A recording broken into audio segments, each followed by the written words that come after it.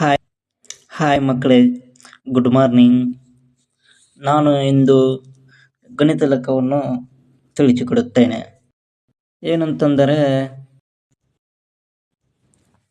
ಸಂಕಲನ ಕೂಡಿಸುವ ಲೆಕ್ಕವನ್ನು ತಿಳಿಸಿಕೊಡುತ್ತೇನೆ. 2 + 2 4 ಆಗುತ್ತದೆ. ಹಾಗೆ 2 + 3 ಕೂಡಿಸಿದರೆ 5 ಆಗುತ್ತದೆ. ಆ್ಯಂಡ್ ವ್ಯವಕಲನ ಲೆಕ್ಕ 2 - 2 4